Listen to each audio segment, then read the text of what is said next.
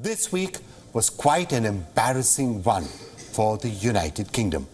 British media broke news that authorities in the UK have been trying very hard to cover up. It's a story that points at Britain's potential incapacity to save itself in a case of a war. Let me tell you what I'm talking about. On the 30th of January, about a month ago, the British Navy test-fired a Trident nuclear missile from a submarine.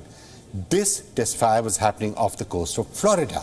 The missile was supposed to fly thousands of kilometers and then land between Brazil and West Africa. But the test failed. The dummy missile went up in the air and then fell right back into the sea, not far from where the submarine it had blasted it off from actually was positioned. Now, this, of course, was one of Britain's Vanguard-class submarines. Britain's Defence Secretary, Grant Shapps, was on board the vessel at the time of the test fire. He was witness to the flop show, as was Admiral Sir Ben Key, he's Britain's first Sea Lord. But neither of the men expressed their embarrassment/disappointment in public. They were saving their backs, because what would they say? That the Royal Navy has failed to test fire the Trident for the second time in a row. Trident's last test was in 2016. Back then too, the missile veered off course. Instead of hitting a sea target off the coast of Africa, the missile flew towards the United States. The Royal Navy should thank its luck that it was a dummy warhead. And while at it, here's what else the British Navy should do. Figure out how to reassure the people of Britain that it can, after all, protect them should a war break out. Because the Trident missile flops have given the people of Britain and the allies of Britain a reason, and a big reason, to doubt British naval capacity. Allow me to tell you why. You see, these missiles, the Trident missiles, are the mainstay of Britain's strategic nuclear deterrent.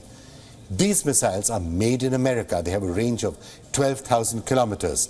They carry a payload as large as 2,800 kilograms. These missiles are deadly, to say the least. I mean, they are nuclear missiles after all. But for these missiles to act as any kind of a deterrent, these missiles must first be fired successfully, and there must be a certain assurance that they will fly and hit their targets. The submarine from which the Trident missile was being fired on the 30th of January had just had a 7-year-plus refit. What refit it went through, Westminster alone knows, or maybe it doesn't. But here's what's clear. The repeated failures of Britain's main strategic defence system threatens to make the British Navy a laughing stock. The British Ministry of Defence has been forced to admit what it is calling an anomaly. But what happened is much more than an anomaly. And Britain's Shadow Defence Secretary, John Healey, had no qualms in saying that out aloud. Here's what he has said, and I'm quoting, "Reports of a Trident test failure are concerning. The Defence Secretary will want to reassure Parliament that this test has no impact on the effectiveness of the UK's deterrent operation." Unquote. Now, here's the official position taken by the British military. Here's what the Defence Secretary has said, and allow me to quote from Sharp's statement. He said, "The test reaffirmed the effectiveness of the UK's nuclear deterrent, in which the government has absolute confidence. The submarine and crew were successfully certified and will rejoin the operational cycle as planned.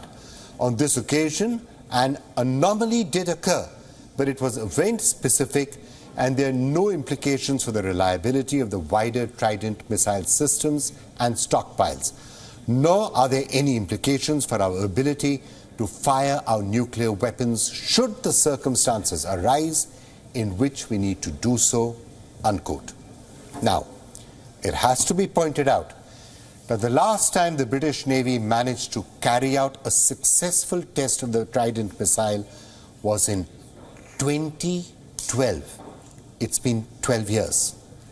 Guess how many prime ministers have entered or left 10 Downing Street since then? 5. Like I was saying, this is very embarrassing, and the question is, what is the United Kingdom going to do about it? Because what they really need is one successful test.